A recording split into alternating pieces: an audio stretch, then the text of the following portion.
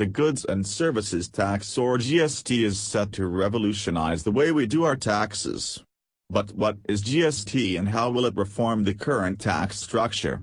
And most importantly, why does the country need such a huge overhaul in its taxation policies? We answer these pressing questions in this in-depth video. Goods and Services Tax is a comprehensive, multi-stage, destination-based tax that will be levied on every value addition. To understand this, we need to understand the concepts under this definition. Let us start with the term multi-stage. Now, there are multiple steps an item goes through from manufacture or production to the final sale. Buying of raw materials is the first stage. The second stage is production or manufacture. Then, there is the warehousing of materials. Next, comes the sale of the product to the retailer. And in the final stage, the retailer sells the end consumer, completing its life cycle. Goods and Services Tax will be levied on each of these stages, which makes it a multi-stage tax. But how? We will see that shortly, but before that, let us talk about value addition. Let us assume that a manufacturer wants to make a shirt. For this he must buy yarn. This gets turned into a shirt after manufacture. So, the value of the yarn is increased when it gets woven into a shirt. Then, the manufacturer sells it to the warehousing agent who attaches labels and tags to each shirt. That is another addition of value, after which the warehouse sells it to the retailer. Retailer packages each shirt separately and invests in marketing of the shirt, thus increasing its value. GST will be levied on these value additions, the monetary worth added at each stage to achieve the final sale to the end customer. There is one more term we need to talk about in the definition: destination-based. Goods and Services Tax will be levied at every point of sale. Assume that the entire manufacture process is happening in Rajasthan and the final point of sale is in Delhi. Since Goods and Services Tax is levied at the point of consumption, so the state of Rajasthan will get revenue in the manufacturing and warehousing stages, but lose out on the revenue when the product moves out Rajasthan and reaches the end consumer in Delhi. This means that Delhi will earn that revenue on the final sale, because it is a destination-based tax and this revenue will be collected at the final point of sale, destination which is Delhi. Why is Goods and Services Tax so important? Currently, the Indian tax structure is divided into two, direct and indirect taxes. Direct taxes are levies where the liability cannot be passed on to someone else. An example of this is income tax, where you earn the income and you alone are liable to pay the tax on it. In the case of indirect taxes, the liability of the tax can be passed on to someone else. This means that when the shopkeeper must pay VAT on his sale, he can pass on the liability to the customer. So, in effect, the customer pays the price of the item as well as the VAT on it, so the shopkeeper can deposit the VAT to the government. This means that the customer must pay not just the price of the product, but he also pays the tax liability, and therefore, he has a higher outlay when he buys an item. Goods and Services Tax will address this issue after it is implemented. It has a system of input tax credit which will allow sellers to claim the tax already paid, so that the final liability on the end consumer is decreased. How will GST help India and common man? Let us understand this with a hypothetical numerical example.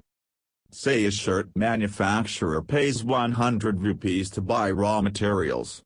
If the rate of taxes is set at 10%, and there is no profit or loss involved, then he has to pay 10 rupees as tax.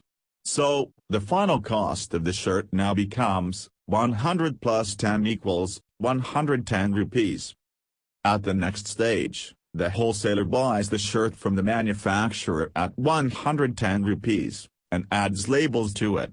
When he is adding labels, he is adding value. Therefore, his cost increases by say 40 rupees.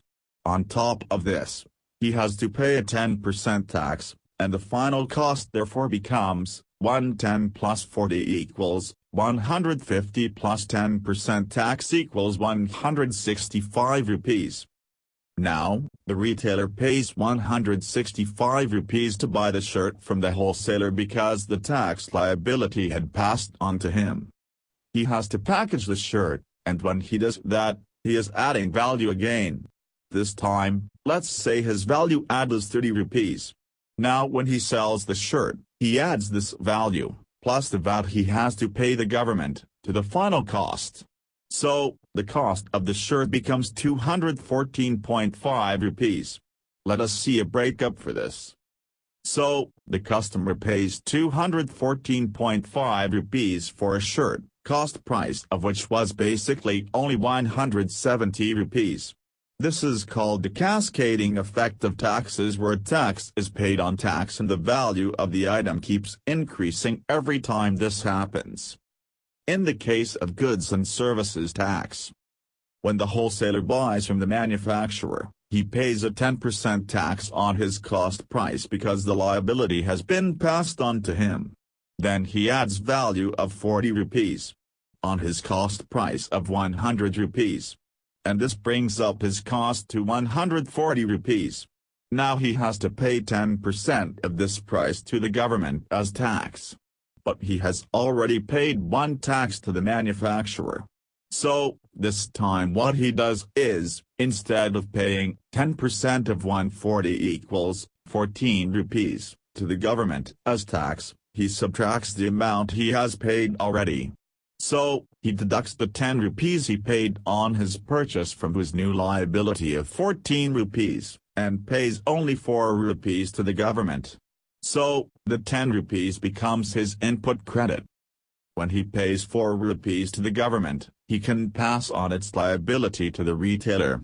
So, the retailer pays 140 plus 14 equals 154 rupees to him to buy the shirt. At the next stage, the retailer adds value of 30 rupees to his cost price and has to pay a 10% tax on it to the government. When he adds value, his price becomes 170 rupees. Now, if he had to pay 10% tax on it, he would pass on the liability to the customer. But he already has input credit because he has paid 14 rupees to the wholesaler as the letter's tax. So, now he reduces 14 rupees from his tax liability of 10% of 170 equals 17 rupees and has to pay only 3 rupees to the government. And therefore, he can now sell the shirt for 140 plus 30 plus 17, 187 rupees to the customer. In the end, the final value of the shirt therefore reduced from 214.5 rupees to 187 rupees, thus reducing the tax burden on the final customer. So essentially, goods and services tax is going to have a two-pronged benefit. 1, it will reduce the cascading effect of taxes, and second, by allowing input tax credit, it will reduce the burden of taxes and, hopefully, prices.